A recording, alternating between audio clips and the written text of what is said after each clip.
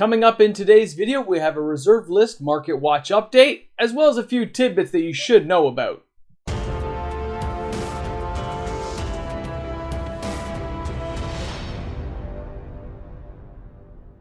Hey everyone, welcome back. MTG Moxman here, and this is a reserve list market watch update video. You know, when we're taking a look at old cards like Alpha, you see that beautiful Savannah there. You're talking between $9,000 and $12,000 for that card in Canada. $7,500 in the US. 7,500 euro. People who can afford these types of cards, they are going to be the higher end collectors who really are trying to complete sets and collections and will look for the best available copy they can get their hands on. But when we're going back as far as Alpha, you know, the pool gets a little thin. It's a little harder to find that particular copy in that particular condition. So they're always on the hunt looking to upgrade their collections. But people buying an Alpha, you have to understand, guys, not just the Savannah here, but other cards in their collections, they're usually doing it off the books. They're not going through a platform like Card Market, TCG Player, or in most cases, almost never eBay. The cuts those companies take is too much for most players to bear. They're going to go off books. They're going to meet up somewhere through a third party. They're going to use a Facebook sales group, something like that, where it can be direct, peer-to-peer, and avoid tax implications and hassles depending on where you are in the world. Now, as far as collections go, though, other cards like Lich, you can see here, 4,000 to 25,000 in Canada, depending on the graded condition of the card. 3,000 to 20,000 for the US, and 1,450 for a damaged copy, all the way up to 15k euro when you're looking at these types of cards. It's a very expensive endeavor. But people, you only have so many options when you're looking at Alpha, and somebody who's trying to complete a set, they may have to go with a lower end one just to say they completed it before they move up the ranks in the years to come. And when you're looking at cards tens of thousands of dollars, they can be choosy and they can be picky. So the sales will be slow to non-existent nowadays when you're looking at the higher end cards in Alpha. Now, when you look at anti-cards, and of course I put the beautiful contract from below because I myself fell victim to this as a kid as my beautiful cards were taken from me. We look at the average price here of around $2,000 in Canada, $1,500 to $10,000 in the US, depending on the graded condition, of course, and $1,500 all the way up to $15K, again, depending on what they're looking for. Damaged to quad 9.5. The sales will be slow to non-existent. Anything in Alpha that is a higher end card. Now, people have asked me, the reason I put these cards up here today is people asked about the lands in Alpha and in Beta. I can see the sales are strong. I can see it's been going for months and months as people try to gather up collections of these cards. Yes, they have value. Yes, they're going to continue to rise as long as people keep having a demand of wanting them. I always feel when it's this high a price, this is one of the hardest areas that gets hit later on from the middle people who are trying to build up collections in this area. You got to be able to suffer through the long-term sales of this. So right now when I look at Alpha, there's no buyouts or anything happen. It's just some ebb and flow between the cards. Crazy stuff that we see those prices. Now, Arabian Nights. I've been hearing around the block that people would ask me on my channel, hey, have you seen a lot of weird sales or anything? No, I haven't. I took a smattering look. I've talked to some people. No. There's no buyout or anything happening in Arabian Nights, but there are high volumes of sales in the sub $100 card category. Any of the cards in Arabian Nights that are below $100 are being gobbled up. So if you want to call that a buyout, not of a particular card, but of everything that is sub $100, you would be right. Those cards are moving and moving fast, but cards $100 plus, they're having their normal ebb and flow with movement. Nothing crazy has happened right now, but the below 100, the sub 100, they are moving fast. Daily, across the board. Everything from Flying Men to the Ogre to the Kumbaya Witches, they're all moving, okay? So that's why I put it up here right now so people will be aware. If you're looking for one or two cards in your collection to get these cards, or maybe you're one of the people who are buying some of these cards to hoard for yourself in case you go for a collection of Arabian Nights later. It's a really smart thing to do, and I applaud the people who decide to get in at this level before it gets too scary. Now, Revised in Magic the Gathering had its first real buyout in 2020, December, where people started going after a whole bunch of cards that were near mint to mint, going for those collector pieces that people wanted to finish off Revised collection sets. Because you got to look at it this way. This is a set that was still attainable to people. People were still able to get in and buy these cards. So what I'm seeing right now is, although prices are dipping down low, there is a large volume of sales for certain areas, bulk lots, a lot of card buying going on from certain people, especially in Canada apparently, where we're seeing it go for the near mint to mint copies, even played and moderately played. People are gathering up bundles.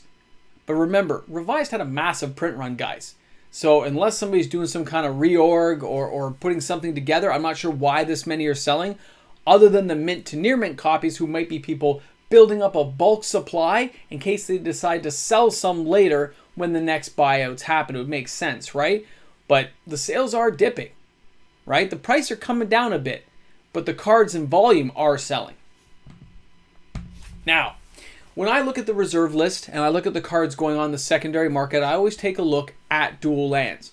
And they're having a very good sales period. Not higher prices though. This isn't a buyout where we're running out of cards. This is, there are cards available and there are people buying them.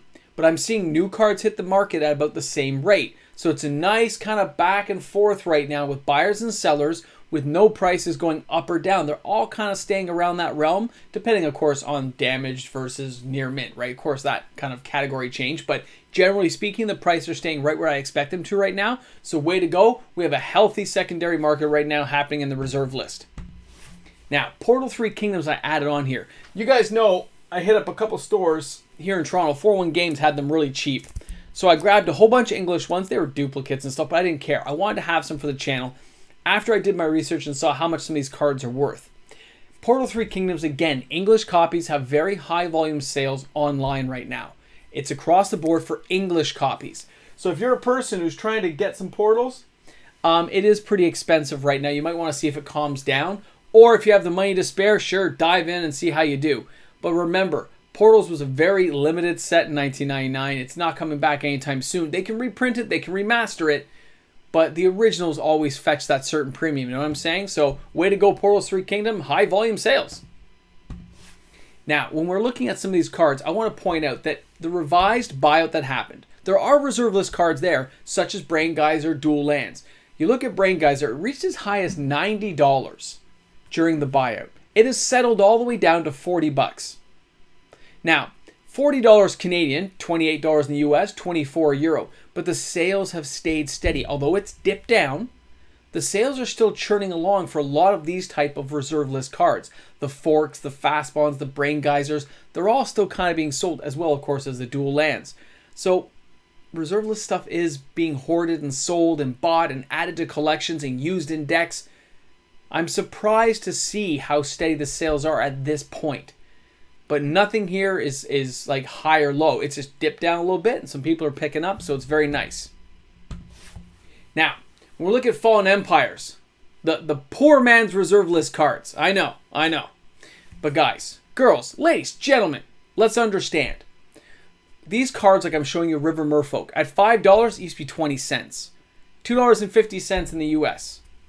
€3.50 euro. €3.50 euro? Sure. But guys, the sales are slow. They're not going down in price because those who bought them have hoarded them and are keeping them. For any of these type of lower range reserve list card, they're going to hold on to them because you never know what Wizards does to break a card. Remember, he still has Mountain Walk. You don't see Land Walk abilities very often. People can build decks around Land Walk and just mess other people up unexpectedly. So keep an eye on cards like that because you never know what's going to happen in the future. If you have some, just hold on to them. You're not going to do yourself any harm doing so. Now, some of the dark cards that haven't been selling that well are cards like the Exorcist. The Exorcist here at $40 has dipped down over the last few months. $25 in the US, 25 euro, and the sales are slow. Now, he's kind of cool just to tap and destroy a black creature. It is kind of awesome to see him. The artwork I've always kind of liked. It's kind of like that nice kind of, with that watercolor style that you see in the Exorcist, it's a pretty epic thing to see. You just don't see that style of Magic cards anymore. Cards like this I can see going up longer term over a very long period of time, just slowly ratcheting up as the collectability factor continues to rise. He's a great card if you wanted to get one while he's cheap right now. And the last card I wanted to show you guys today is going to be Yawgmoth's Will. This one actually has strong sales and has continued for months and months on this strong pace, selling a couple of copies a day. Especially in the non-English and gold border versions, people are just buying it because they need to have a copy for a commander deck, and their playgroup is probably allowing them to do so. When I see this gorgeous card, it reminds me of all the cards I brought back and just devastated people with. Yawgmoth's Will is at $400 in Canada, $270 in the US, and €200. We're talking strong sales that don't have any, it's not ending. Okay, it's going to continue going on. So I thought you guys might be interested in some of these card prices today. Let me know what you think. Leave some comments in the comments section. If you enjoyed the video, please remember to give it a thumbs up. This is MTG Moxman. Thanks for hanging out with me today. Hope everyone has a wonderful day. Hey guys, a big shout out to all my wonderful supportive patrons out there. Thank you so much for the continued support for the channel. You guys make the world go round, and thanks again everyone. I look forward to speaking to you each and every day on the Discord. Hey guys, welcome back. You made it to the end of the video. Kudos to you guys. You know your little treat will be for today? I thought I would let you guys know that I was doing a whole bunch of card searching and prices and had to research all the stuff for the video today. And I was looking, I saw that Face2Face games.ca, whatever it is, .com, whatever it is, Face2Face, here in Toronto, Face2Face. They had Canadian priced $139.99 for lightly played versions of Tolarian Academy. It's a pretty cheap price, man. I looked and confirmed it against things on eBay and even like 401 Games. I'm sorry, Face2Face was like $50 cheaper. So you might want to pick one up if you're looking for one because it was the best price I've seen in quite a while. So just in case you're looking for one, hey, why not? I thought I would let you guys know. I was tempted to buy all three, and normally I would have, but I got to get that Mox Diamond, so I'm saving. I couldn't afford to spend the cash. My loss, your gain. Have a great one, guys.